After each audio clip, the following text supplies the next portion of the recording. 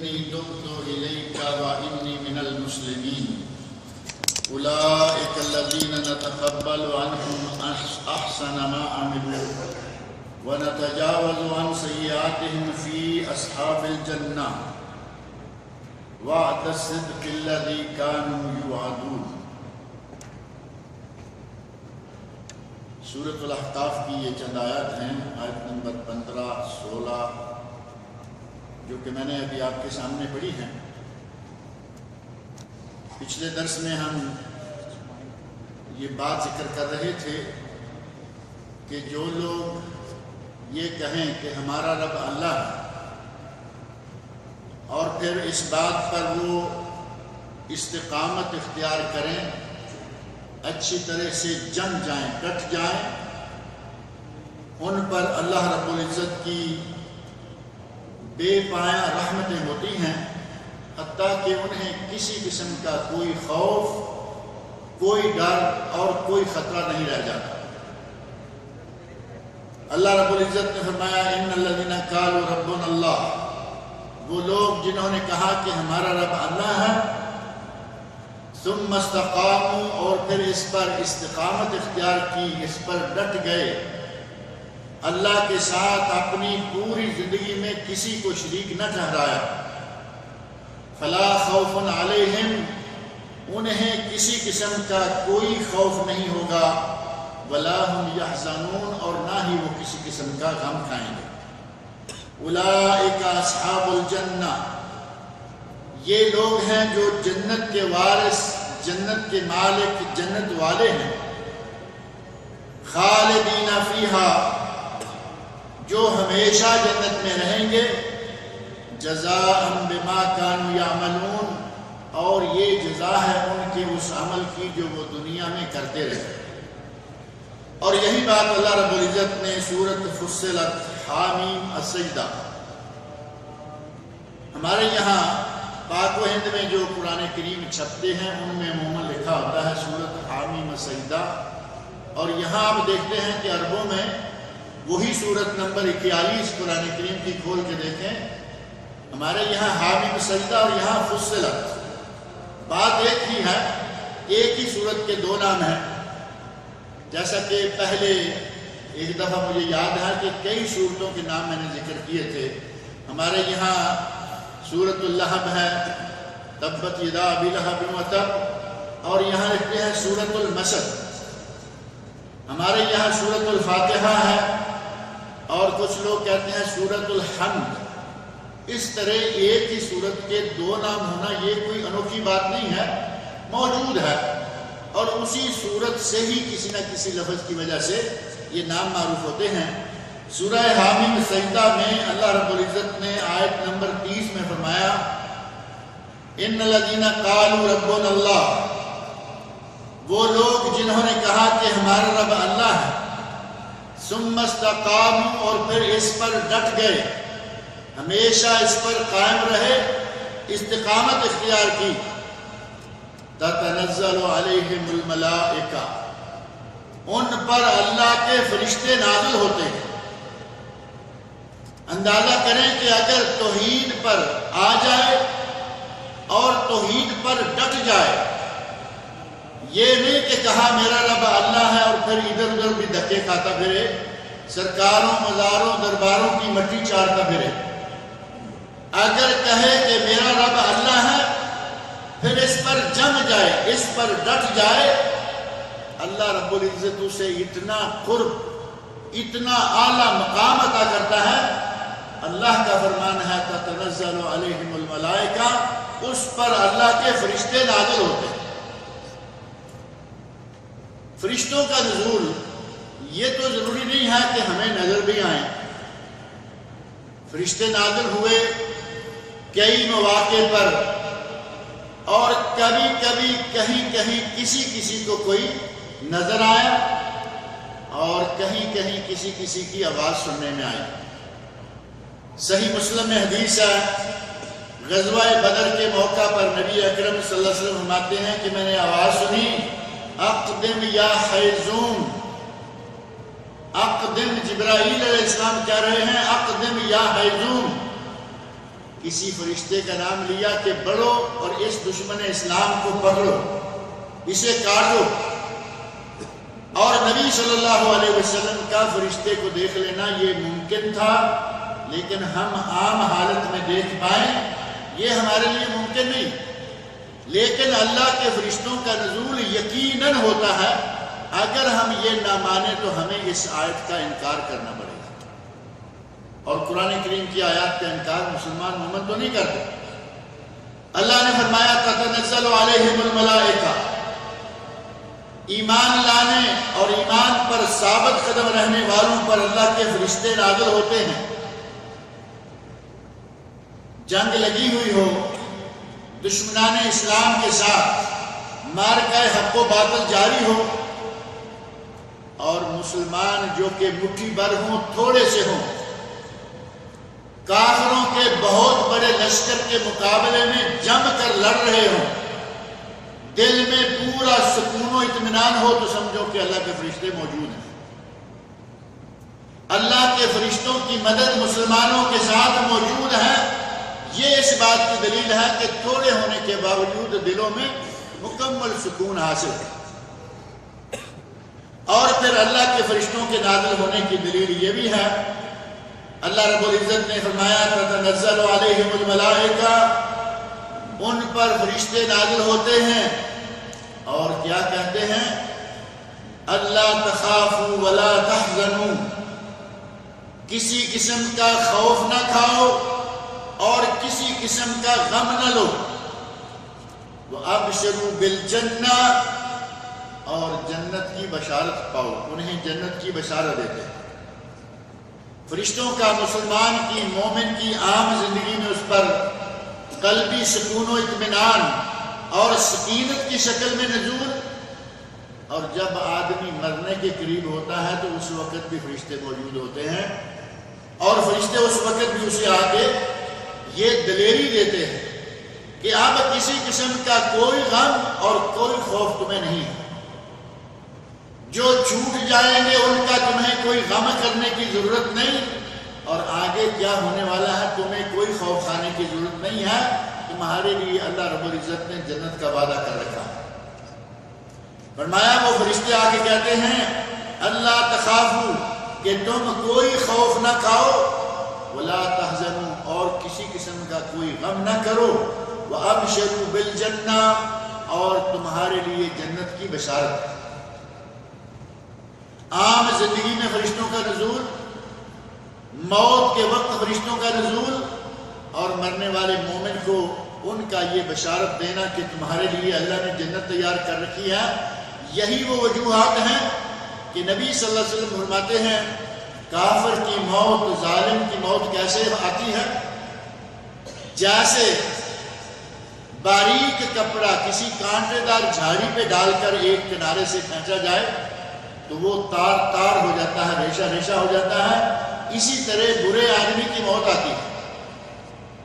اور مومن کی موت پانی کا مشکیزہ لٹکا ہوا ہے، نیچے اس کا منہ ہے، دادا کھول دو جیسے فر فر پانی نکل جاتا ہے، اسی طرح مومن کی موت آسانی کے ساتھ واقع ہو جاتی ہے، کیونکہ فرشتے اسے بشارت دے رہے ہیں کہ تمہیں اس دنیا کے کھو جانے کا کوئی غم نہیں ہونا چاہیے، اور آگے کیا ہونے والا ہے تمہیں کسی قسم کا کوئی خطرہ نہیں ہونا چاہیے، اللہ نے تمہارے لیے آگے بہت اچھے انتظام کر رکھے۔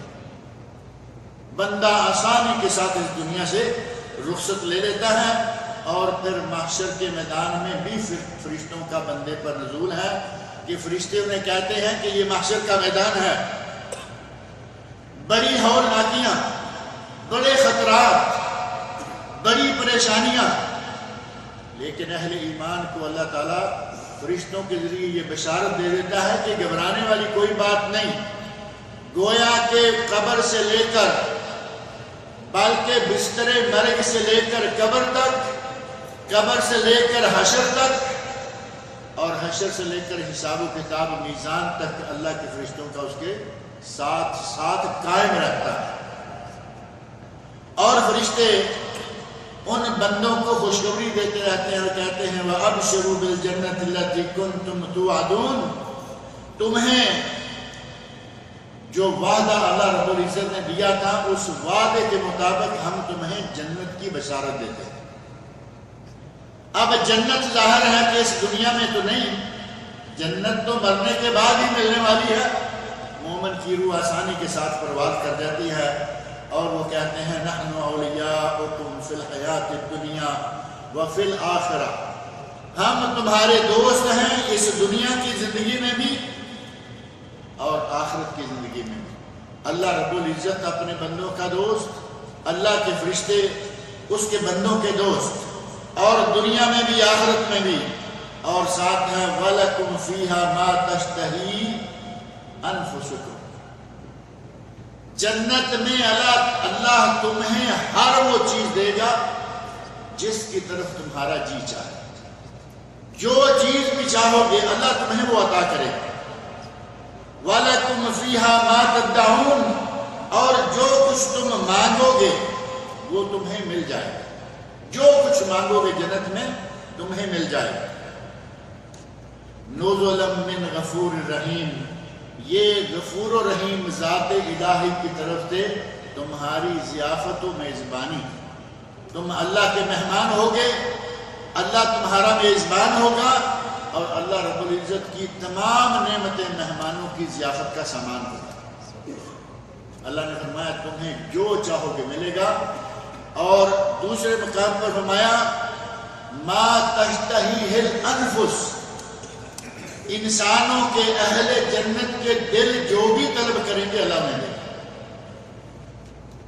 ہمارے یہاں ایک سوال عموماً کیا جاتا ہے اور سوال وہ بنتا بھی ہے، احادیث میں بار بار آیا، قرآن کریم میں کئی بار آیا کہ اہل جنت کو اللہ رب العزت حوریں عطا کریں گے۔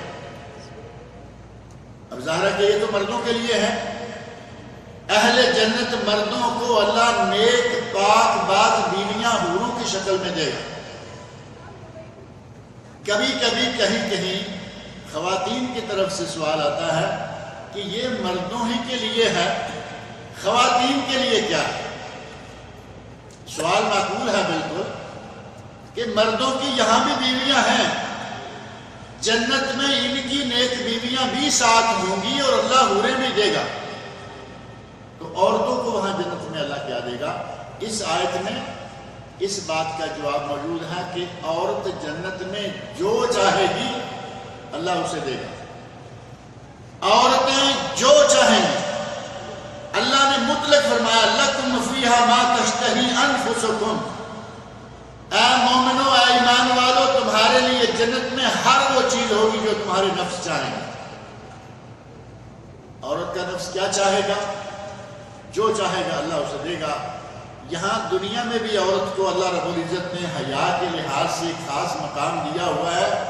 کنواری لڑکی ہے، اس کے لیے نکاح اور شوہر سے رضامندی کہ تمہارا اس لڑکے سے نکاح کر دیں، کنواری لڑکی کے لیے قانون کیا ہے کہ وہ ہاں بھی نہ کہے تو کوئی بات نہیں۔ لڑکی کی حیا یا عورت کی حیا کا تقاضا یہ ہے کہ اگر وہ صرف خاموش رہے تو سمجھو کہ یہ راضی ہے، اس کو زبان سے بولنے کی بھی حیا اجازت نہیں دیتی۔ جب دنیا میں یہ عالم ہے تو ظاہر ہے کہ اللہ رب العزت نے ان کا قرآن کریم میں بھی اس طرح ہی خیال رکھا ہے، اور اسی طرح احادیث میں خیال رکھا گیا ہے کہ ان کو باقاعدہ یہ نہیں کہا گیا کہ تمہارے لیے یہ ہوگا وہ ہوگا۔ اللہ رب العزت نے مطلق فرما دیا ما تشتہی الانفس، جس کو نفس چاہیں گے، اور یہاں فرمایا ما تشتہی انفسکم، تمہارے نفس جو چیز بھی چاہیں گے اللہ تمہیں عطا کرے گا۔ اور یہ اللہ رب العزت کی طرف سے ان کے لیے میزبانی ہے۔ اللہ نے اہل ایمان کو اپنا میزبان بنایا ہوا ہے۔ اللہ رب العزت نے اہل ایمان کو یہ بشارتیں دیں اور پھر آگے فرمایا وَوَصَّيْنَا الْإِنسَانَ بِوَالِدَيْهِ إِحْسَانًا، ہم نے انسان کو یہ وصیت کی ہے۔ ہمارے یہاں وصیت کا لفظ سن کے آدمی گھبرا جاتا ہے کہ وصیت کر لو. اگر کوئی کہے کہ وصیت کر لو، بچوں کو وصیت کرو، تو کہے گا کہ میں مرنے جا رہا ہوں. کیونکہ ہمارے اردو میں خاص طور پر وصیت وہ الفاظ ہیں جو مرنے والا اپنی اولاد، اپنے رشتہ داروں کے لیے کرتا ہے، جبکہ اللہ رب العزت حی قیوم ہے. اللہ حی قیوم، ہمیشہ سے زندہ اور ہمیشہ قائم رہنے والا ہے. وہ کہہ رہا ہے وَوَصَّيْنَا الْإِنسَانَ، ہم نے انسان کو وصیت کی. وصیت کا معنی یہی نہیں ہے کہ مرنے والا جو کہے وہی وصیت ہوتی ہے. وصیت کا معنی ہے تاکیدی طور پر کوئی بات کہنا. ہم نے انسان کو اس بات کی تاکید کی ہے. مرنے والا جو کہے تو وہ کہتے ہیں نا اس کی آخری خواہش، مرنے والے کی آخری خواہش پوری کی جائے. مرنے والے کی آخری خواہش پوری کی جاتی ہے کیونکہ وہ ایک تاکیدی حکم ہے. وہ کہتا ہے دیکھو بیٹو، میری دولت میں سے تیسرا حصہ مسجد میں دے دینا، مدرسے میں دے دینا. اگر بیٹوں میں تھوڑا سا بھی دین کا تعلق ہے، یہ ضروری ہے کہ دین کا تعلق ہو، اور اگر یہ تعلق نہ ہو تو پھر بیٹے کہتے ہیں کہ پاپا حضور نے جاتے ہوئے چند باتیں کی تھیں ہمارے ساتھ، اپنے رشتہ داروں کے ساتھ خوش گپیاں کرتے ہوئے ابا حضور چلے گئے، 1/3 کی جو وصیت کی ہے اس کو گول کر دیتے. لیکن اگر دین سے تعلق ہے، وہ وصیت کو تاکیدی حکم سمجھتے ہوئے نافذ کرے. اور اگر آدمی فوت ہو گیا، اس کی وراثت ہے، ترکہ ہے، اس ترکے میں سے سب سے پہلا کام یہ کیا جائے گا کہ اس کی وصیت نافذ کی جائے گی. اس نے مسجد کو دینے کے لیے، مدرسے کو دینے کے لیے، کسی یتیم مسکین کو دینے کے لیے جتنا کہا ہے، اور وہ 1/3 سے زیادہ ہونا جائز نہیں ہے. نبی اکرم صلی اللہ علیہ وسلم نے حد مقرر کر دی ہے کہ مرتے ہوئے یہ نہ ہو کہ اب میں تو جا رہا ہوں اور یہ اس کو لٹا دوں. اپنے وارثوں کو محروم کرنا گناہ ہے. جاتے جاتے وارثوں کو محروم نہ کرو. زیادہ سے زیادہ 1/3 33.33 صرف اتنے کی وصیت کر سکتے ہیں. اگر یہ وصیت کر دے کوئی تو جائز ہے، اس سے زیادہ وصیت کر نہیں سکتا، اور اس وصیت کو اہم حکم سمجھ کر نافذ کیا جائے گا. اس کی وراثت میں سے پہلے وصیت اور اس کے بعد اس کا قرضہ، جس میں سے سب سے پہلے اس کا حق مہر. ہمارے یہاں عموماً شادی کے وقت حق مہر مقرر کر دیتے ہیں. کچھ لوگ دین مہر کہتے ہیں. نام بڑا اچھا رکھا ہے، دین مہر. دین مہر کا معنی کیا ہوگا؟ دین کا معنی ادھار. 40 سال گزر گئے، وہ ادھار باقی رکھا ہوا ہے. مر گیا، بیوی کا حق ادا نہیں کیا، وہ باقی ہے. سب سے پہلا کام یہ کیا جائے گا کہ مرنے کے بعد اس کی بیوی سے پوچھیں کہ اس نے حق مہر دیا ہے یا نہیں. اگر نہیں دیا آج تک تو اس کی پراپرٹی، اس کی جائیداد، اس کے ترکے، اس کی وراثت سے وصیت نافذ کرنے کے بعد حق مہر ادا کیا جائے گا. پھر دوسرے لوگوں کا قرضہ دیا جائے گا. اب جتنا بھی بچ جائے وہ وارثوں، ماں باپ کو چھٹا چھٹا حصہ، بیوی کو 8واں حصہ، اور بیٹی کو بیٹے سے آدھا یا بیٹے کو بیٹی سے 2 گنا. یہ تقسیم ہوگی کب؟ پہلے وصیت اور قرضے سارے اتارے جائیں گے. اس کے بعد اتنی اہمیت ہے وصیت، اور ہمارے یہاں اس کے لیے وہ اتنا خوفناک سا ماحول بن گیا کہ وصیت شاید صرف مرنے والا ہی کر سکتا ہے. اللہ رب العزت نے وصیت فرمائی اور فرمایا وَوَصَّيْنَا الْإِنسَانَ بِوَالِدَيْهِ إِحْسَانًا. آپ دیکھیں وصیت کس بات کی اللہ کر رہا ہے. وصیت کا لفظ ہے تو بات وہ کی ہے جس کی اللہ رب العزت نے اپنی عبادت کے بعد عموماً قرآن کریم میں دوسرا درجہ رکھا. قرآن کریم میں یہ بات موجود ہے. قرآن کریم میں اللہ نے فرمایا ہے وَقَضَىٰ رَبُّكَ أَلَّا تَعْبُدُوا إِلَّا إِيَّاهُ وَبِالْوَالِدَيْنِ إِحْسَانًا. وَقَضَى رَبُّكَ، تیرے رب نے یہ فیصلہ کر رکھا ہے، اللہ تعبدوا الا ایاہ، اس کے سوا کسی کی عبادت نہ کرو. کوئی فرشتہ ہو، نبی ہو، ولی ہو، پیر ہو، فقیر ہو، امام ہو، چاہے کوئی بھی ہو، اللہ کے سوا کسی کی عبادت نہ کرو. اور آگے کیا فرمایا؟ وَبِالْوَالِدَيْنِ إِحْسَانًا، اور ماں باپ کے ساتھ حسن سلوک سے پیش آؤ. گویا کہ اللہ رب العزت نے اپنی توحید کے بعد سیدھے والدین کے ساتھ حسن سلوک کرنے کا حکم دیا. نبی اکرم صلی اللہ علیہ وسلم کو یہاں اللہ رب العزت نے ذکر نہیں کیا کہ میری بات مانو اور پھر والدین کی خدمت کرو، کیونکہ جو اللہ کی بات مانے گا وہ تو رسول اللہ کے ذریعے ہی مانے گا. قرآن کریم پر کوئی شخص عمل نہیں کر سکتا جب تک وہ نبی اکرم صلی اللہ علیہ وسلم کی نہ مانے. ہمارے ایک ٹولہ اٹھا ہوا ہے نا جو کہتے ہیں کہ ہمیں قرآن کافی ہے،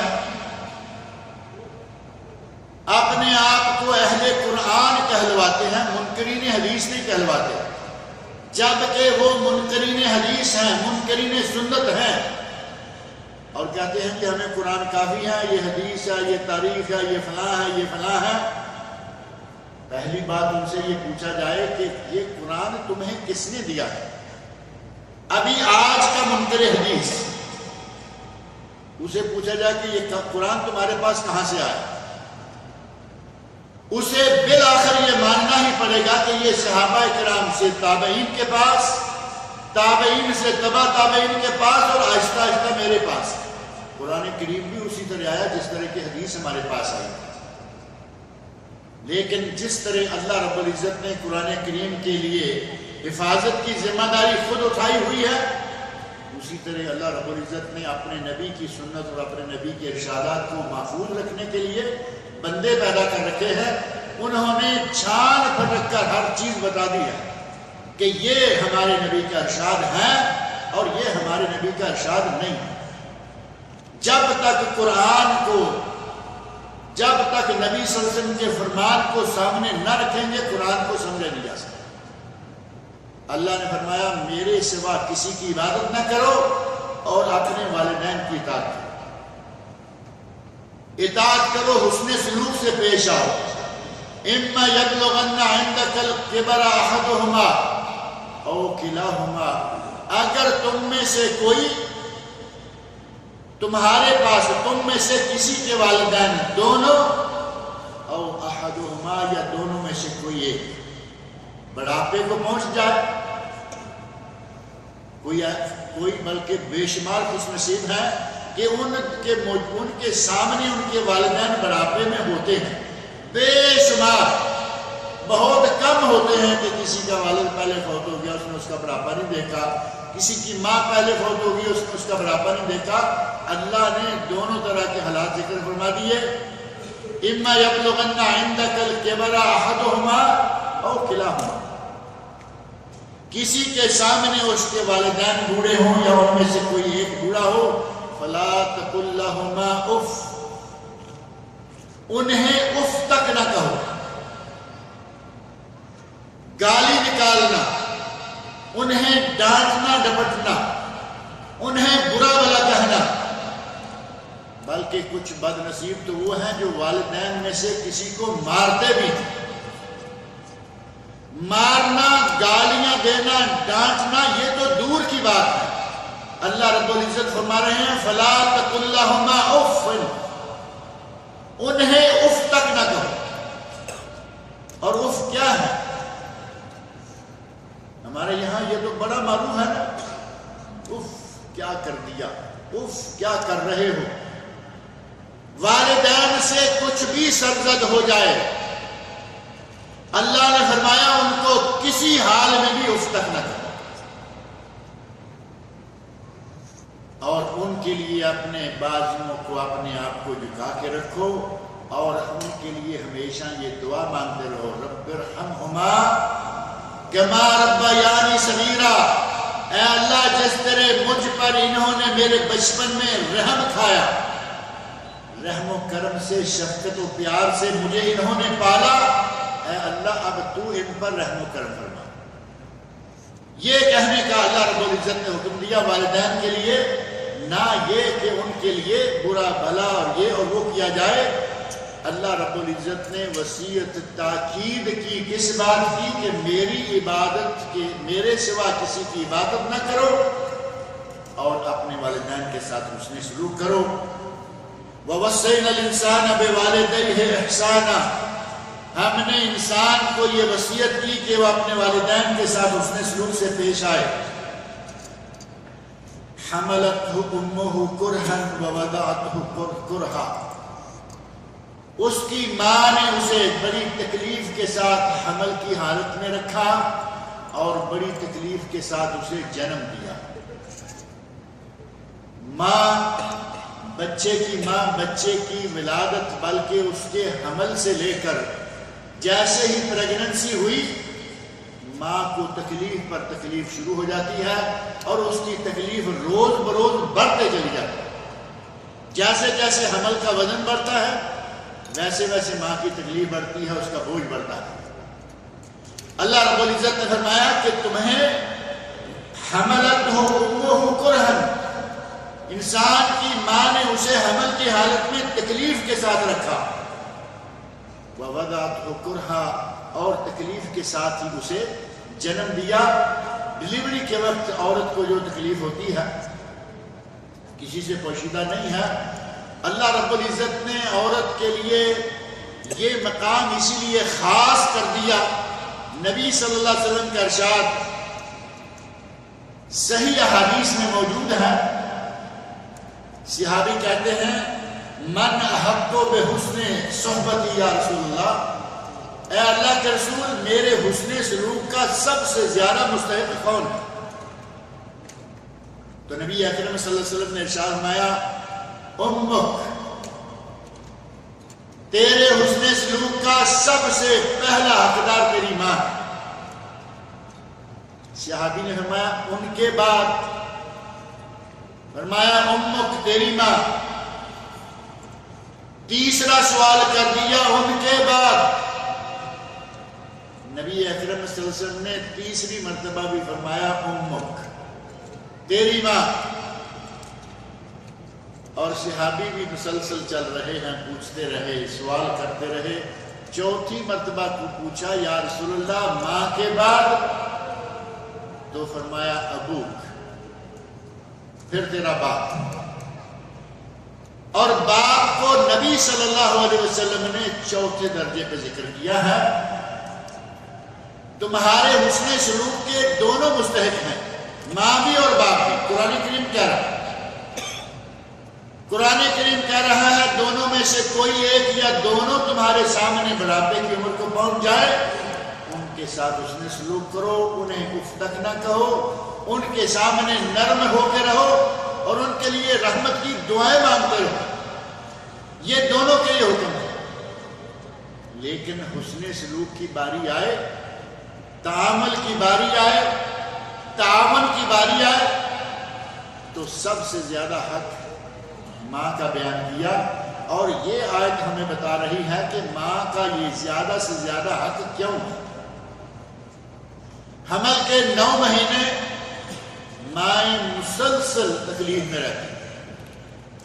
آپ میں سے اکثر لوگ شادی شدہ بال بچے والے ہیں، انہیں معلوم ہے بیوی جیسے پریگننٹ ہوتی ہے، حمل ہوتا ہے، کئی خواتین 2-3 مہینے قید، بار بار نہ کچھ کھانے کا مزہ نہ پینے کا، چلتے پھرتے کہیں سے ذرا کوئی ایسی چیز دیکھ لی کیا شروع ہو گئی۔ یہ تکلیف ہے یا نہیں؟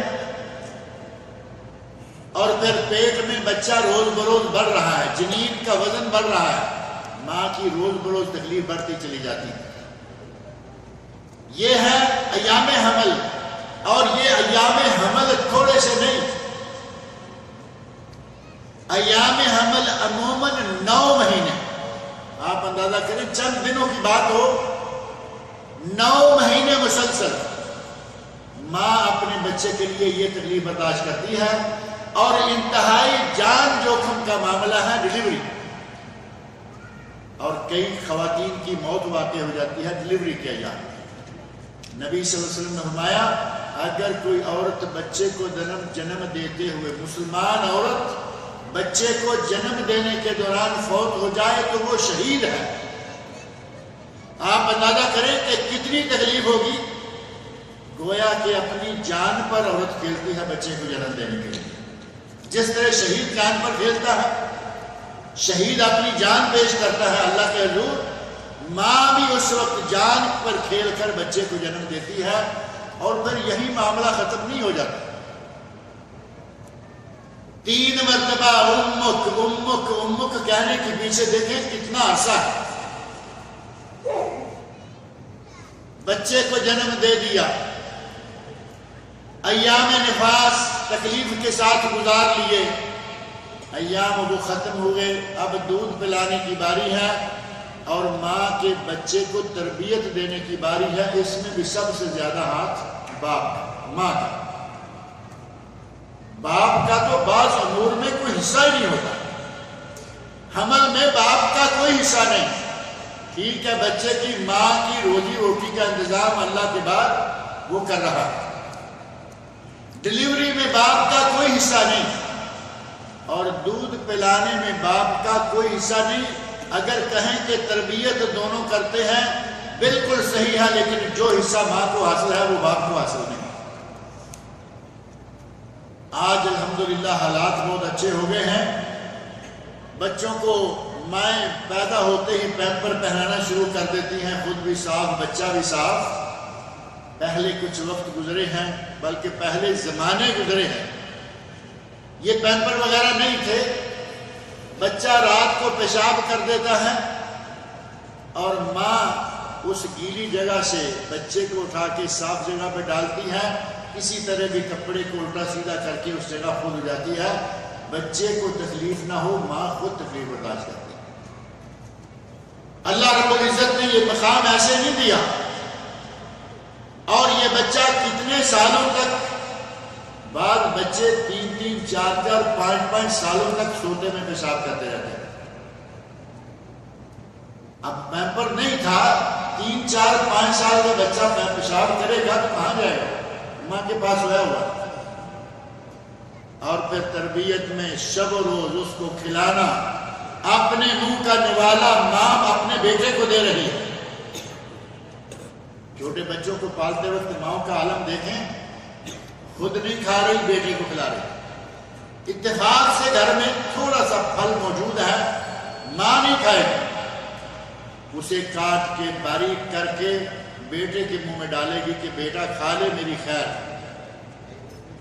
ماں باپ اپنے بچوں کو پالنے کے لیے اپنی جان پر کھیل جاتے ہیں، بچوں کی باری آتی ہے تو پھر پتہ چلتا ہے کہ ہم کیا کرتے رہے اور یہ ہمارے ساتھ کیا کر رہے ہیں۔ اور پھر دیکھیں ہماری اپنی زندگی کو اگر غور سے دیکھیں تو پتہ چلتا ہے کہ ماں باپ تو 2 ہی ہیں نا، ایک جوڑی ہے صرف، 2 ماں باپ کی ایک جوڑی مل کر 4 6 8 10 12 بچے۔ اب تھوڑا پہلے تو ہم 2 ہمارے 2 والا زمانہ بھی نہیں تھا، اب تو وہ آ گیا نا ہم 2 ہمارے 2، چھوٹا کنبہ بڑی خوشحالی۔ اور بعض لوگوں کے لیے یہ خوبصورت جملے بدبختی کی علامت بن جاتے ہیں۔ کہا ایک بیٹا ایک بیٹی کافی ہے، یقین جانے ایسے واقعات پیش آئے، ایک بیٹا ایک بیٹی کو جنم دے کے بیوی نے، ماں نے اپنا رحم نکلوا دیا، اور تھوڑے دنوں کے بعد بچے کی وفات ہوگی جو لڑکا ہے، ساری عمر کا روگ لگا دیا، اب تڑپتی ہے کہ کسی طرح میرے یہاں بچہ ہو۔ بچہ کیسے ہوگا؟ بچہ لانی تو نکلوا دی ہے۔ ایسا ایک نے کئی واقعات پڑھنے میں اور سننے میں آئے کہ خواتین نے اکیلے میں یا شوہر کے ساتھ مل کر شریعت کی خلاف ورزی کی، فطرت سے بغاوت کی۔ اللہ رب العزت نے دنیا میں دکھا دیا کہ فطرت سے بغاوت کا نتیجہ کیا ہے۔ ماؤں کے 12 میں یقین جانے ابھی حال ہی میں نام بھی جانتا ہوں، جگہ بھی جانتا ہوں، ان صاحب کے 19 بہن بھائی ہیں۔ اور میں نے ایک مرتبہ پوچھا، میں نے کہا کہ 2-3 مائیں ہیں، کہا نہیں ہم ایک ہی ماں کے بچے ہیں۔ 19 اور 12-14 تو بہت عام ہے، ایک ماں 12-14 بچوں کو جنم دے، بہت عام ہے۔ اب ایک ماں نے 12-14 بچوں کو جنم بھی دیا، دودھ بھی پلایا، ان کی تربیت پرورش بھی کی، میاں بیوی نے مل کر سب کو کچھ نہ کچھ پڑھا بھی دیا، کام بھی لگا دیا، اور سارے جوان ہو گئے، اور 2 ماں باپ کو 2 وقت کی روٹی نہیں کھلا سکے۔ ساروں کو ان 2 نے پالا، اب یہ 2 کو سارے مل کر نہیں پالا۔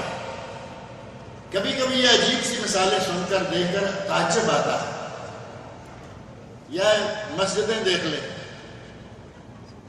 اپنا گھر بنانا ہو، اپنا گھر بنانا ہے، ایک آدمی اکیلا ہے، بیوی تو ظاہر اس کے ساتھ شامل نہیں، کہیں کہیں کوئی ارننگ پرسن خواتین ہوتی ہیں وہ شامل ہو گئی، عموماً 99% لوگ اکیلے ہی ہوتے ہیں کمانے والے۔ اکیلے آدمی نے کمانا ہے، اپنا گھر بنانا ہے، 4 مہینے میں گھر مکمل ہو۔ سارے محلے نے مل کر اللہ کا گھر بنانا ہے، سالوں سال یہ گھر پورا نہیں ہوتا۔ مثالیں ہیں یا نہیں؟ سال ہاں سال گزر جاتا ہے، مسجد بن رہی ہے، کسی نے کبھی 4 دے دیے، کسی نے کبھی 6 دیے، کسی نے کبھی 10 دے دیے، تھوڑا تھوڑا اینٹ کر کے مسجد بنتی رہتی ہے۔ ایک آدمی نے گھر بنانا ہے، راتوں رات عمارت اٹھا لیتا ہے۔ اسی طرح ایک آدمی نے، ایک خاتون نے 10-12 بچوں کو پال لیا، 10-12 مل کر اب وہ اس کو نہیں پال پا۔ بچے کی تربیت، ولادت، حمل، رضاعت، ان سارے مراحل میں جتنا حصہ ماں کا ہے اتنا باپ کا نہیں، لیکن حسن سلوک کا اللہ نے دونوں کو حکم دیا، دونوں سے حسن سلوک کا حکم دیا، کیونکہ دونوں مل کر یہ سارا کچھ کر رہے ہیں۔ باپ کما کے لاتا ہے، ماں اس کو بنا کے کھلا دیتی ہے۔ اور ایسی خواتین دیکھی گئیں، یقین جانے کہ سیب ہے، مثال کے طور پر سیب پکڑا، سیب کو چھری نہیں بلکہ چمچ کے ساتھ باریک باریک ایسے کھرچ کھرچ کے نکال کے مالیدے کی شکل میں، بچہ ابھی کھا نہیں سکتا، بچہ ابھی دانت نہیں ہے، چبا نہیں سکتا، وہ مالیدہ سا نکال کے بچے کو کھلا رہی ہے، خود نہیں کھا رہی۔ کیلا ہے، اس کو ایسے نرم کر کے کہ اس کے منہ میں جائے تو اس کے اندر چلا جائے۔ اتنی رحمت، اتنی شفقت، اتنا احسان، اور وہی ماں اپنے بچے کے لیے کیا سوچتی رہی، اور وہی ماں آج بچے سے کیا دیکھ رہی۔ دل پھٹے گا اس ماں کا یا نہیں؟ آگے سے گالیاں دینے والے ساری عمر اس کو پڑھا کے لکھا کے جوان کر کے شادی کر دی، اب شادی جانے اور یہ نوجوان جانے ماں باپ کہاں ہیں ان کی پرواہ نہیں۔ سال ہر سال اپنے ماں باپ کو پوچھنے تک کے لیے تیار نہیں۔ اللہ رب العزت نے فرمایا وَوَصَّيْنَا الْإِنسَانَ بِوَالِدَيْهِ إِحْسَانًا، ہم نے انسان کو وصیت کی، تاکیدی حکم دیا کہ اپنے ماں باپ کے ساتھ اس نے سلوک سے پیش آ۔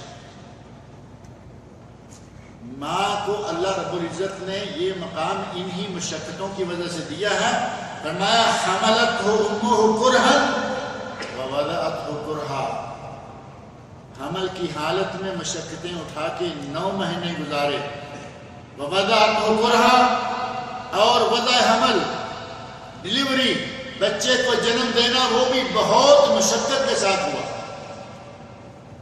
اور یہی وجہ ہے کہ اللہ رب العزت نے جنت فرمایا، جنت ماں کے پاؤں نیچے، ماں کے قدموں کے نیچے جنت۔ ایک حدیث ہے جنت و تحت اقدام الامہات، وہ حدیث ضعیف ہے، لیکن یہ مفہوم صحیح حدیث میں موجود ہے کہ جنت ماں کے پاؤں تلے۔ اگر کسی کو جنت پانا ہے، آخرت کی جنت پانا ہے، تو اسے اپنے اپنی ماں کی، اپنے باپ کی خدمت کرنا چاہیے، ماں کے پاؤں میں جنت ہے اور باپ جنت کا دروازہ. نبی صلی اللہ علیہ وسلم نے فرمایا کہ تیرا باپ تیرے لیے جنت کا دروازہ ہے، چاہے تو دروازہ سنبھال لو، چاہے تو دروازہ بند کر لو، خراب کر لو. اگر باپ کو عمر بھر کے لیے کوئی ناراض کر کے بیٹھ جاتا ہے، سمجھے اس نے اپنے ہاتھ سے جنت کا دروازہ بند کر دیا. دروازے کو سنبھالنا کیا ہوگا؟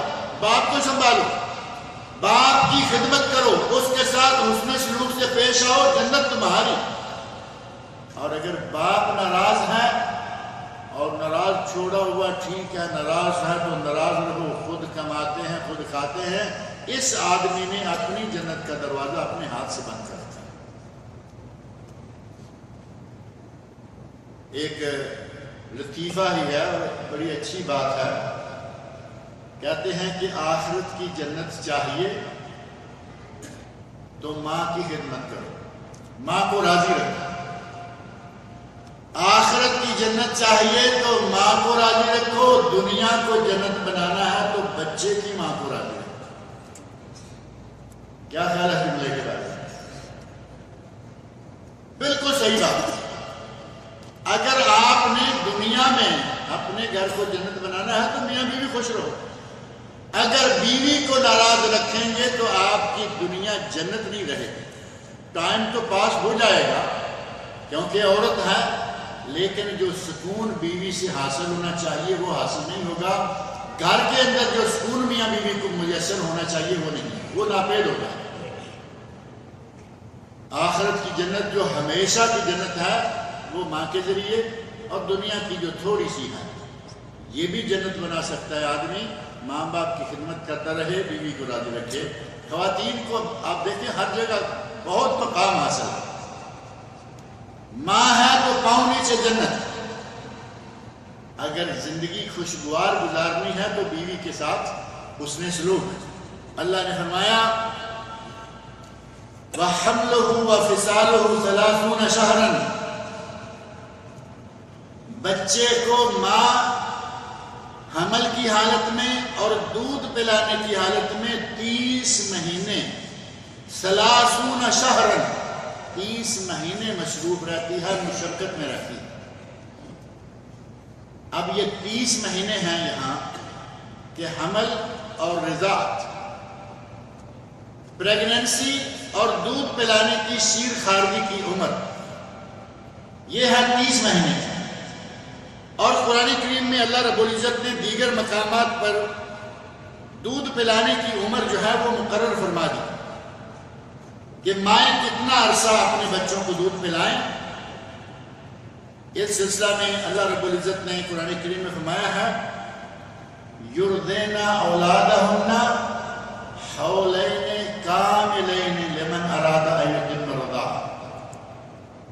عورتیں اپنے بچوں کو 2 سال مکمل دودھ پلائیں، 2 سال مکمل. لمن اراد ان یتم الرضاعہ، اگر شوہر رضاعت کو پورا کرنا چاہے، یعنی 2 سال مکمل رضاعت ہے اگر شوہر رضاعت کو پورا کرنا چاہتا ہے. اللہ رب العزت نے یہ حد مقرر کر دی رضاعت کی. اب یہاں یہ جو صورت ہم پڑھ رہے ہیں اس میں اللہ رب العزت فرما رہے ہیں کہ حمل کی اور رضاعت کی مدت ہے 30 مہینے، اور قرآن کریم نے دودھ پینے کی الگ سے مدت بیان کر دی.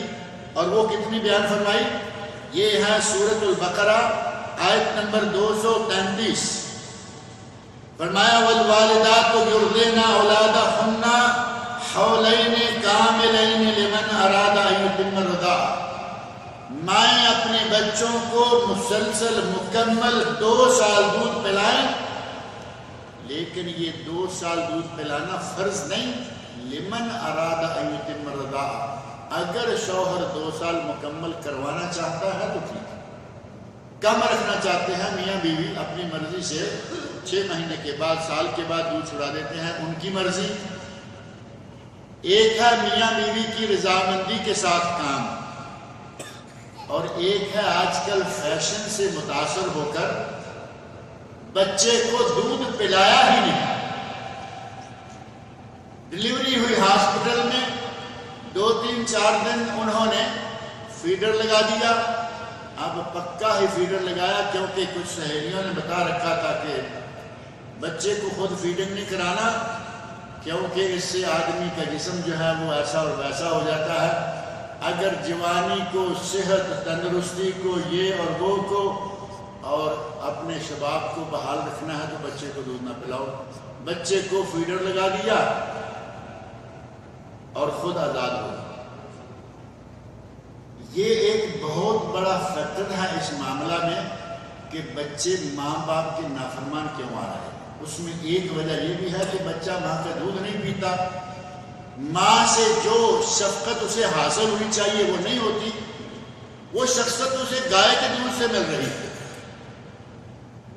ماں کے دودھ سے، ماں کی گود میں، ماں کی چھاتی سے دودھ پیتا تو اسے وہ تعلق بھی 2 سال کے اندر اتنا مضبوط کر دیتا کہ اسے ماں کے سامنے آنکھ اٹھانے کی ضرورت نہ ہوتی. وہ ہے ہی نہیں. فیشن نے مار دیا، کہا کہ دودھ پلانے کی ضرورت نہیں ہے، صحت خراب ہو جائے. نتیجہ وہ ڈبے کی پوری نسل جو ہے اب آہستہ آہستہ ڈبے کی پیداوار ہوتی جا رہی ہے. پرورش ڈبے سے ہوتی ہے. اگر شوہر اور میاں بیوی چاہیں اپنی مرضی سے سال میں 1.5 سال میں چھڑا سکتے ہیں، نہیں تو مکمل عمر ہے 2 سال. قرآن کریم نے 2 سال مکمل کی ہے. بعض ائمہ اور علماء نے کہا 2.5 سال، بلکہ کچھ اور بھی کہہ دیا کہ بچی کی 2 سال اور بچے کی 2.5 سال. یہ قرآن کریم کے سراسر خلاف. بعض لوگوں نے جنہیں کچھ ان کی طرفداری کا تھوڑا سا اس طرف ڈنڈی مارنے کا شوق ہے، وہ کہا، تحریریں موجود ہیں، کہا کہ جنہوں نے یہ کہا ہے کہ 2.5 سال ہو جائے انہوں نے علی سبیل الاحتیاط کہا. قرآن کریم 2 سال کہہ رہا ہے. کون سی احتیاط ہے قرآن کی خلاف ورزی کرنے میں؟ قرآن کی خلاف ورزی صریح آیت یہ آپ کے سامنے موجود ہے. آج اپنے گھر میں جا کے سب کھول کر قرآن کریم پڑھ کے دیکھیں. سورۃ البقرہ آیت نمبر 233. اللہ کہے 2 سال اور ملا کہے 2.5 سال. یہ کون سی احتیاط ہے؟ اللہ نے فرمایا کہ مدت اگر مکمل کرنی ہے تو 2 سال. نہیں جی، بچی کے 2 سال اور بچے کے 2.5 سال، یہ تقسیم کہاں سے آ گئی؟ فرمایا والوالدات یرضعن اولادہن حولین کاملین لمن اراد ان یتم الرضاعہ. اگر رضاعت کی عمر پوری کرنی ہے تو اپنے بچے کو 2 سال دودھ پلا لیں. اور یہی بات یہاں ایک تیسرے مقام پر سورہ لقمان آیت نمبر 14 میں بھی اللہ رب العزت نے فرمائی ہے. وَوَصَّيْنَا الْإِنسَانَ بِوَالِدَيْهِ. وہی الفاظ جو ہماری اس موجودہ زیر تفسیر یا زیر ترجمہ سورۃ الاحقاف میں ہے، وہی الفاظ یہ ہیں. وَوَصَّيْنَا الْإِنسَانَ بِوَالِدَيْهِ. ہم نے انسان کو اپنے ماں باپ کے ساتھ حسن سلوک کی تاکید کی. حَمَلَتْهُ أُمُّهُ وَهْنًا عَلَى وَحْنٍ. اس کی ماں نے اسے تکلیفوں پر تکلیفیں اٹھا اٹھا کے جنم دیا، پالا پوسا تکلیفوں پر تکلیفیں اٹھا اٹھا کے. وَفِصَالُهُ فِي عَامَيْنِ. اور 2 سال کے بعد اس کا دودھ چھڑایا. فصال کا معنی دودھ چھڑانا، اور فطام کا معنی فطام، فاقا طوطے والی. فطام کا معنی بھی دودھ چھڑانا، اور فاطمہ کا معنی بھی دودھ چھڑانے والا. فاطمہ، فطام سے ہی فاطمہ بھی ہے. فرمایا کہ اس نے 2 سال میں اس کو دودھ پلایا، 2 سال کے بعد اس کا دودھ چھڑایا. اور اللہ نے حکم فرمایا ہے انشکر لی، اے انسان میرا شکر ادا کر. سب سے پہلے شکر اللہ کا، والدے کا، اور اپنے ماں باپ کا شکر بھی ادا کر، کیونکہ ماں نے باپ نے مل کر تمہیں پالا پوسا. الی المصیر. اور تم نے پلٹ کر ہماری طرف ہی آنا ہے. اگر میرا شکر ادا نہ کرو گے میں پکڑ لوں گا، اور ماں باپ کا شکر نہ ادا کرو گے تو بچ جاؤ گے، پھر میں پکڑ لوں گا۔ ماں باپ سے تو آدمی بچ جاتا ہے، تو بڑا آسان ہو گیا۔ شادی کی 1-2 مرتبہ میاں بیوی کی لڑائی ہے، میاں بیوی کی لڑائی نہیں، ساس بہو کی لڑائی۔ 1-2 مرتبہ ساس بہو کی لڑائی، یہ جا رہے ہیں وہ جا رہے ہیں، یہاں سے تو چلے جاؤ گے، وہاں سے کہاں جاؤ گے؟ اللہ نے فرمایا الیہ المصیر، میری طرف ہی آنا ہے، اور وہاں سے کسی کو ایک قدم بھی اللہ کی مرضی کے بغیر اٹھانے کی جرات نہیں ہوگی۔ آگے اللہ رب العزت فرمایا وَإِن جَاهَدَاكَ عَلَىٰ أَن تُشْرِكَ بِي مَا لَيْسَ لَكَ بِهِ عِلْمٌ، اگر تیرے ماں باپ تمہیں شرک پر لگانا چاہیں۔ دیکھیں اللہ رب العزت نے ماں باپ کا مقام بیان کر دیا کہ کتنا عالی مقام ہے۔ اپنی عبادت کے بعد ان کے ساتھ اس نے سلوک کرو، اس کے شکر کے بعد ماں باپ کے شکر گزار رہو، اور ساتھ فرمایا وَإِن جَاهَدَاكَ عَلَىٰ أَن تُشْرِكَ بِي مَا لَيْسَ لَكَ بِهِ عِلْمٌ، اگر تمہیں اس شرک پر لگانا چاہیں جسے نبی صلی اللہ علیہ وسلم نے سب سے بڑا گناہ قرار دیا ہے، اکبر الکبائر، 7 گناہ جنہیں نبی صلی اللہ علیہ وسلم فرمایا کہ وہ ہلاکت خیز ہیں، بندے کو تباہ کر دیتے ہیں، اس کے ایمان کو برباد کر دیتے ہیں، ان میں سے پہلا نام لیا شرک۔ اللہ نے فرمایا کہ اگر تیرے ماں باپ بھی تجھے شرک پر لگانا چاہیں فلا تطعهما، تو اس معاملہ میں ماں باپ کی بھی اطاعت نہیں۔ اگر اسلام کے خلاف حکم کوئی بھی دے، اللہ نے قرآن کریم میں نے فرما دیا، اور کسی نے کہا کہ نہیں یہ نہیں ایسے کرنا ہے، وہ کسی ماں باپ ہو، ماں باپ میں سے کوئی ایک ہو، دونوں ماں باپ ہوں، استاد ہو، چاہے امام کیوں نہ ہو، امام وقت ہو یا امام علم ہو، چاہے کوئی بھی ہو، جب اللہ نے ایک حکم دے دیا ہے اس کی نافرمانی نہیں ہوگی۔ اللہ کے حکم کی نافرمانی نہیں ہوگی۔ اگر اللہ کے حکم کے خلاف کوئی حکم دیتا ہے تو اس خلاف کہنے والے کی نافرمانی جائز۔ فلا تطعهما، یعنی ان کی نافرمانی کر لو، ان کی اطاعت نہ کرو، لیکن یہ معنی بھی نہیں کہ انہوں نے شرک پہ لگانا چاہا تو تم نے ٹانگ نکال لی اب پکی نکال لی، نہیں۔ وَصَاحِبْهُمَا فِي الدُّنْيَا مَعْرُوفًا، دنیا داری معاملہ میں ان کے ساتھ نیکی کا سلوک جاری رکھو۔ ماں باپ نے غلط کام کرنے کا کہا نہ کرو، لیکن یہ معنی نہیں کہ اب تم انہیں چھوڑ ہی دو، بلکہ صاحبہما فی الدنیا معروفہ، دنیا داری باقی معاملات میں ان کے ساتھ حسن سلوک جاری رکھو۔ حتیٰ کہ اگر ماں یا باپ دونوں میں سے کوئی ایک کافر بھی ہو، دیکھیں مسلمان بھی نہیں، کافر ہے لیکن ماں باپ میں سے جو کوئی ہے، فرمایا اس کے ساتھ بھی حسن سلوک جاری رکھو۔ نبی اکرم صلی اللہ علیہ وسلم کے سامنے سوال کیا گیا، یا رسول اللہ میری ماں راغبہ عن الاسلام، ابھی تک مسلمان نہیں ہوئی، افاصلها، کیا میں صلہ رحمی کروں؟ وہ آنا چاہتی ہے میرے ساتھ میرے پاس ملنے کے لیے، کیا میں اسے ملوں؟ فرمایا صلھا، تیری ماں ہے اس کے ساتھ صلہ رحمی کرو۔ مسلمان نہیں ہوئی تو کیا ہو؟ ماں باپ مسلمان نہ بھی ہو تب بھی فرمایا کہ ان کے ساتھ حسن سلوک سے پیش آؤ۔ وَصَاحِبْهُمَا فِي الدُّنْيَا مَعْرُوفًا۔ اب بات پھر وہیں لے جائیے کہ دودھ پلانے کی اور حمل کی کل مدت اللہ نے کتنی بیان فرمائی ہے؟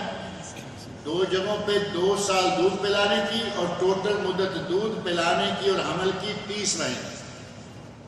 2 سال کے کتنے مہینے ہو گئے؟ 24، اور پیچھے کیا بچا؟ 6 مہینے۔ اب حمل کی مدت 6 مہینے جائز۔ اس سے ایک بہت بڑا اسلامی قانون لیا گیا کہ اگر کسی عورت کے یہاں شادی کے بعد ٹھیک 6 مہینے کے بعد بچہ پیدا ہو جائے تو اس کو الزام نہیں دیا جا سکتا کہ یہ بچہ حرام کا ہے۔ معروف تو یہی ہے نا کہ بچہ 9 مہینے کا نہیں ہوا جی یہ تو وہ نہیں. اللہ رب العزت نے حمل اور فصال دودھ پلانے کے اور پریگننسی کے 30 مہینے مقرر کیے، ان میں سے 24 مہینے دودھ پلانے کے خود اللہ نے بیان کر دیے.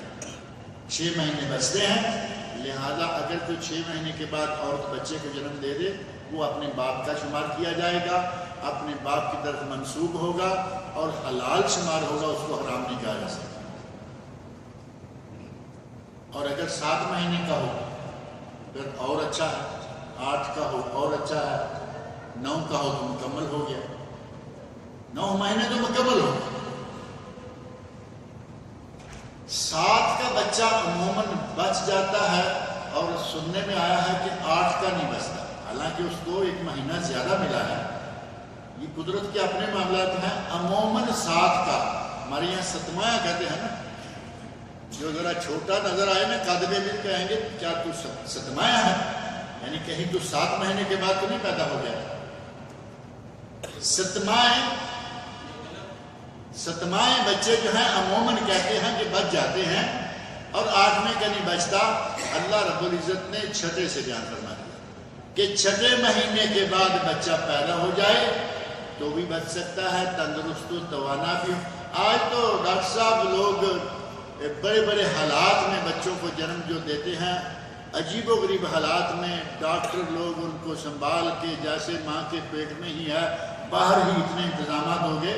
آج تو ٹیسٹ ٹیوب بیبی کا زمانہ آ گیا ہے. بہرحال میڈیکلی بعض علماء نے ذکر کیا ہے کہ میڈیکلی بچے کو کم از کم 7 مہینے چاہیے، لیکن احتیاط اس میں ہے کہ تھوڑے سے اور کر کے 7 کے 6.5 مہینے 6.5 مہینے یہ بنتے تھے. جو ہفتوں کا اعتبار ہے کتنے غالباً 28 ہفتے لکھا ہے کہ 28 ہفتے کم از کم بچے کو پیٹ میں چاہیے، اور وہ 28 ہفتے کتنے 7 مہینے بن گئے 7 مہینے.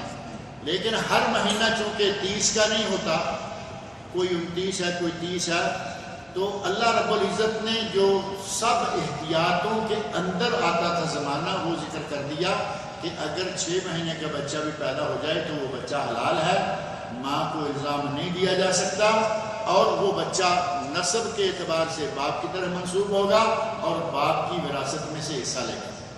ایک کیس آ گیا حضرت عثمان غنی کے زمانہ میں. حضرت عثمان غنی کے زمانہ میں ایک شخص نے بنی جوہینہ، ایک قبیلہ ہے، جوہینہ کی لڑکی سے شادی کی، اور اس لڑکی نے ٹھیک 6 مہینے کے بعد بچے کو جنم دے دیا اور بچہ تندرست و توانا ہے. حضرت عثمان غنی رضی اللہ عنہ کے پاس بچے کا باپ جو بیوی کا شوہر ہے اس کا، وہ گیا اور کہا کہ دیکھو امیر المومنین، ہماری بیوی نے 6 مہینے کے بچے کو جنم دیا، بچہ بھی ٹھیک ٹھاک ہے، اور یہ ظاہر ہے کہ یہ ہے اور وہ ہے. حضرت عثمان غنی رضی اللہ عنہ نے کہا کہ اس عورت کو رجم کر دیا جائے. انہوں نے بھی وہی اندازہ لگایا کہ چونکہ یہ وقت سے بہت پہلے ہوا، اس کا معنی یہ ہے کہ یہ شادی سے پہلے سے پریگننٹ تھی یا حاملہ تھی، اور اس کو رجم کا حکم دے دیا. اور یہ بات حضرت علی رضی اللہ عنہ تک پہنچی. حضرت علی رضی اللہ عنہ بھاگے گئے. عثمان کیا کر رہے ہو؟ کہا کیا کر رہا ہوں؟ یہ رجم کا حکم. کہا کہ یہ حالات اس کے شوہر نے آ کے بتائے ہیں. حضرت علی کہتے ہیں کہ امیر المومنین آپ نے کبھی قرآن نہیں پڑھا؟ کہاں پڑھتا. کہا یہ آیت نہیں کبھی پڑھی. اللہ نے حمل کے اور دودھ کے 30 مہینے مقرر کیے ہیں، اور اللہ نے دوسری جگہ 24 مہینے صرف دودھ کے کر دیے. 6 مہینے حمل کے رہ گئے اور یہ بچہ 6 مہینے کے بعد پیدا ہوا. حضرت ابن عباس رضی اللہ عنہ ترجمان القرآن آئے، انہوں نے بھی اس بات کی تائید کی، اور حضرت عثمان غنی رضی اللہ عنہ نے اپنے فیصلے سے رجوع کر لیا. آج بھی یہ بات موجود ہے.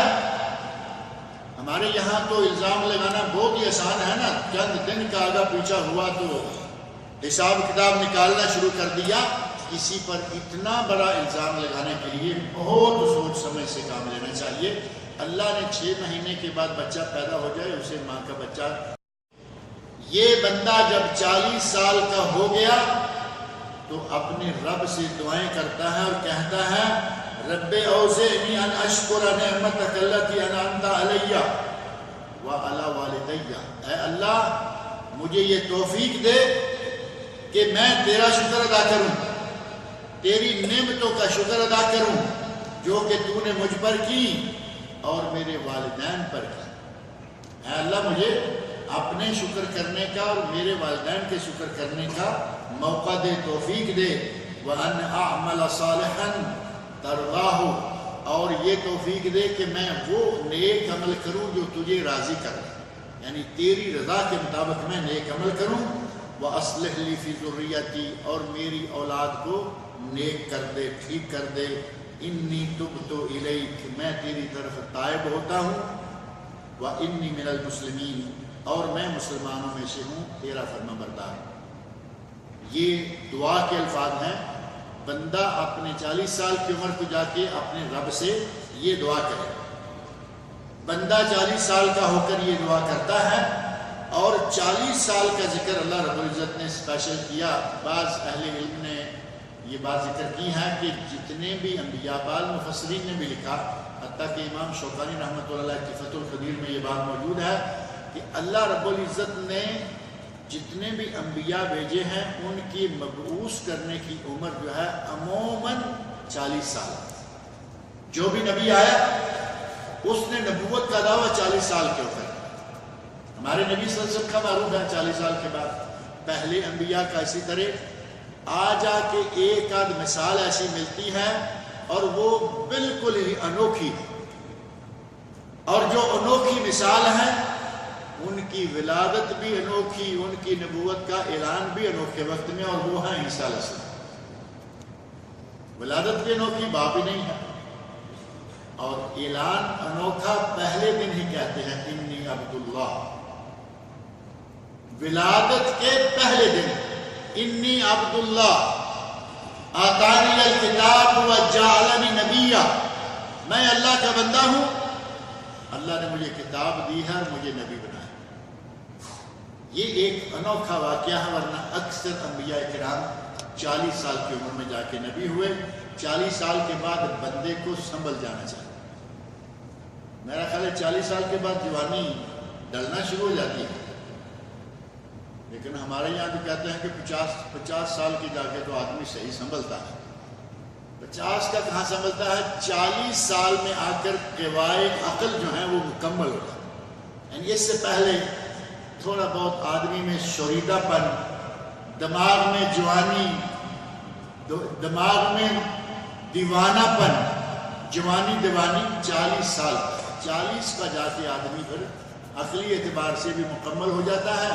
اور یہی ایک وجہ ہو سکتی ہے کہ انبیاء کرام کو بھی اللہ تعالیٰ نے 40 سال کے بعد اس عمر میں نبوت دی جب ان کے قواعد عقلی مکمل ہو گئے۔ بچپن ظاہر ہے کہ نبی صلی اللہ علیہ وسلم کا بچپن بھی آپ دیکھیں، پاک بازی ہونا الگ بات ہے، لیکن عقلی اعتبار سے بچہ تو بچہ ہی ہوتا ہے۔ 40 سال کا آدمی مکمل میچور ہو جاتا ہے، اور یہیں سے چلہ بھی ثابت ہوگا۔ کیا کرتا ہے چلے والوں کو 40 کا لفظ چاہیے، کہاں آ جائے، یہ تو سال ہے لیکن وہ چلہ نکال لیں گے، وہاں سے 40 کا ذکر آ گیا۔ اور بعض اہل علم نے یہ کہا ہے کہ 40 سال کے بعد بندے کو یہ دعا بکثرت کرتے رہنا چاہیے، رب اوزعنی ان اشکر نعمتک التی انعمت علی وعلی والدی وان اعمل صالحا ترضاہ واصلح لی فی ذریتی انی تبت الیک وانی من المسلمین۔ یہ دعا بندے کو زیادہ سے زیادہ مانتے رہنا چاہیے۔ اللہ رب العزت مجھے اور آپ سب لوگوں کو قرآن کریم پڑھنے، سننے، سمجھنے اور اس کے احکام پر عمل کرنے کی توفیق عطا فرمائے۔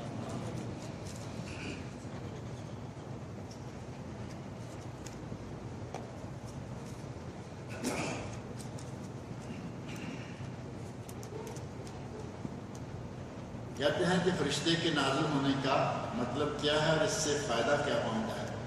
میں نے یہ بات ذکر کی ہے یا نہیں کہ نازل ہونے کا مطلب کیا ہے اور اس سے فائدہ کیا پہنچا ہے؟ ساری باتیں سن کے پھر آپ وہی سوال کریں گے تو میں تو اسی کام لگا رہوں گا۔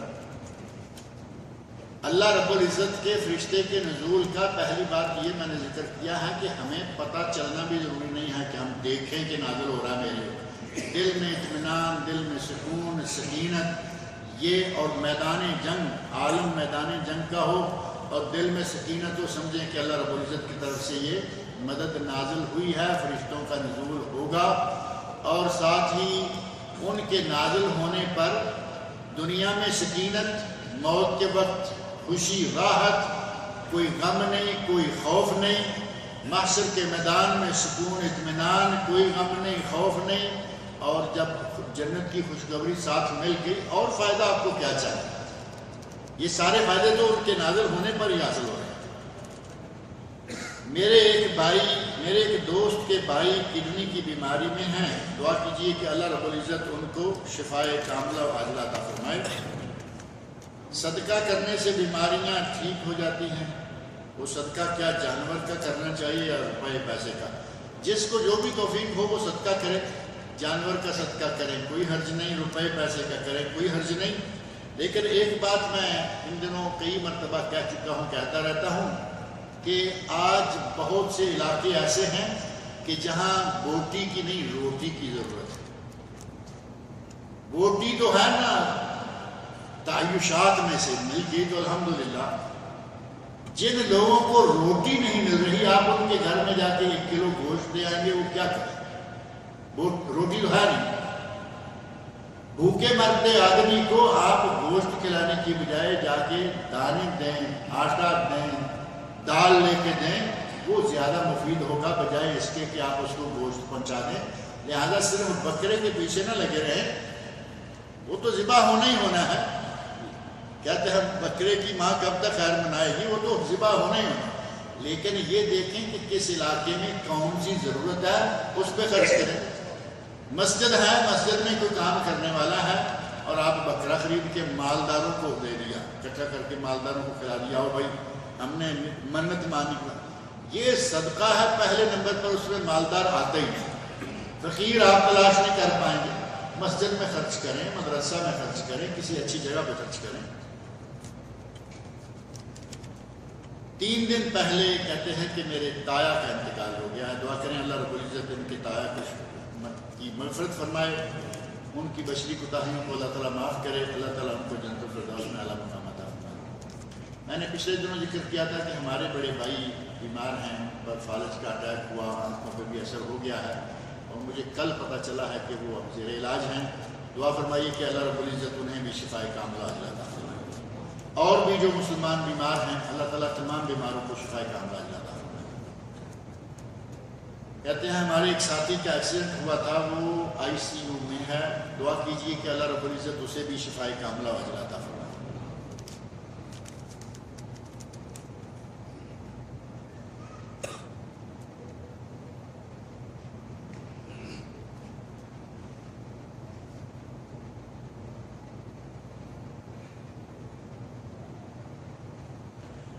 کہتے ہیں کہ کوئی شخص پیسوں کی چوری کے ڈر سے فکس ڈپازٹ کرواتا ہے،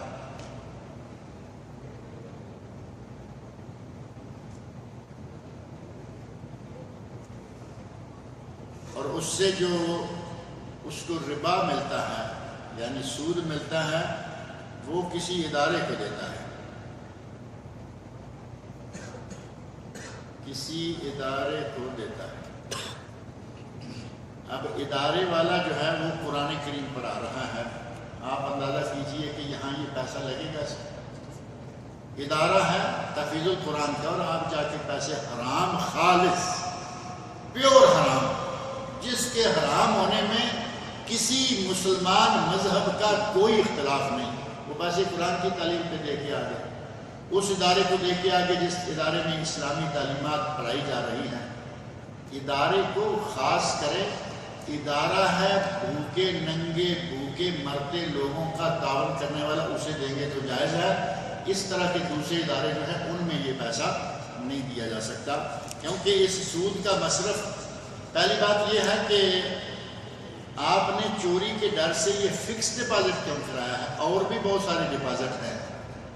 فکس ڈپازٹ ایک اسپیشل ہوتا ہے کہ بیٹی پیدا ہوئی اور 5,000 روپیہ 10,000 روپیہ فکس ڈپازٹ میں ڈال دیا، اور کتنا یہ 15 سال یا کتنے سال کے لیے ہے، یہ 5 لاکھ ملے گا، بیٹی کی شادی کر دیں گے. یہ ویسے ہی عمل حرام ہے. اب اس پہ اگر کوئی ساتھ ساتھ لے رہا ہے، میرا خیال ہے فکس ڈپازٹ والے دیتے تو نہیں ساتھ ساتھ. یہ کچھ سوال بھی آگے پیچھے ہوا ہے. فکس ڈپازٹ والے جو کچھ بنتا ہے جمع ہی کرتے رہتے ہیں، وہ اسی میں ڈالتے رہتے ہیں. 15 سال کے بعد وہ 50 60 70 گنا زیادہ کر کے، پتہ نہیں اس سے بھی زیادہ کر کے دیتے ہیں. بہرحال بینک کا سود، اس کے کچھ مصارف علماء نے طے کیے ہیں. پہلا یہ کہ بینک کا سود ہو، جیسے وہ سود لیا ہے ویسے کسی دوسرے کا سود بینک کو جا رہا ہے، اس کو دے کے اس کی جان چھڑا دیں. حرام سے آیا، حرام میں گیا، جان چھوٹی. بلکہ 2 کی چھوٹ گئی، جس کو آیا تھا اس کی بھی چھوٹ گئی، جس کے اوپر چڑھ رہا تھا اس کی بھی چھوٹ گئی. دوسری جگہ ہے کہ اگر کوئی بھوکا مر رہا ہے اس کو تھوڑا سا دے دیں کہ وہ جان بچا لے. کئی لوگ ایسا کرتے ہیں کہ بھوکا مر رہا ہے، لمبا چوڑی رقم جمع ہو چکی ہے سود کی، اس کو کاروبار کر کے دیتے ہیں. یہ انتہائی بے برکت کاروبار ہوگا جو سود کے پیسے شروع ہوگا، صرف جان بچانے کے لیے. فَمَنِ اضْطُرَّ غَيْرَ بَاغٍ وَلَا عَادٍ فَلَا إِثْمَ عَلَيْهِ. اللہ نے حرام چیزوں کا ذکر کر کے فرمایا کہ جو مجبور ہو وہ اس میں سے کچھ کھا لے، اسے گناہ نہیں ہوگا. لیکن وہ کچھ کھا لے اور وہ سال 2 سال کے لیے ڈپازٹ پر اپنا نیا کھول دے حساب، ایسا نہیں. اسے کچھ دے دو تاکہ اس کی جان بچ جائے. اور تیسری جگہ جو علماء نے ذکر کی ہے وہ ہے گلی نالی کوئی ٹوٹی ہوئی ہے وہ بنا دو، اس طرح کا کوئی رفائی کام کر دو، اور نیت نیکی کی کسی جگہ بھی نہ ہو، کیونکہ نیکی کی نیت صرف پاک اور حلال پیسے پہ ہو سکتی ہے. یعنی جان چھڑانے کے لیے یہ کام آپ کر رہے ہیں تو پھر یہ جائز ہے. آج کل یہ دیکھنے میں آتا ہے کہ بعض لوگ کم علمی اور کم عمری کی وجہ سے لوگوں پر اخوانی اور صحیح عقیدہ نہ ہونے کا فتویٰ لگاتے ہیں. کیا یہ طریقہ مناسب ہے؟ کسی پہ کم علمی کے نتیجہ میں کسی بھی طرح کا اخوانی اور یہ وہ کی بات نہیں، کسی بھی طرح کا کم علمی میں فتویٰ لگانا، اور وہ بھی اگر ناجائز ہو تو یہ بہت بڑا گناہ ہے. فتویٰ لگانا یہ بہت بڑا منصب ہے. اللہ رب العزت نے اس منصب کو سب سے پہلے اپنی طرف منسوب کیا ہے. قرآن کریم میں ہے یستفتونک، اے میرے نبی یہ لوگ آپ سے فتویٰ پوچھتے ہیں.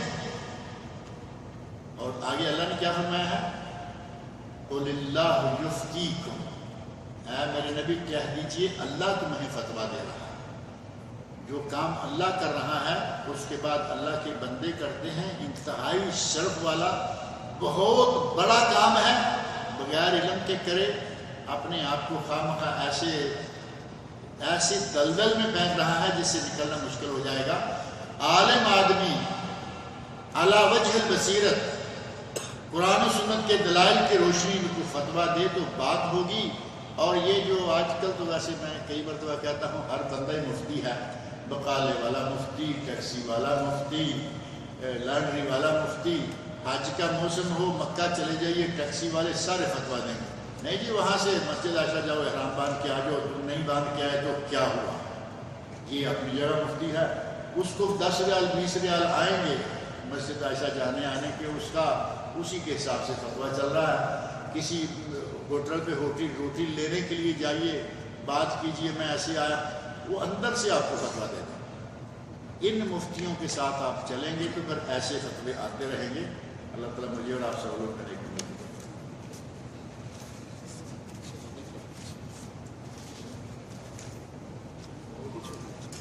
کون سا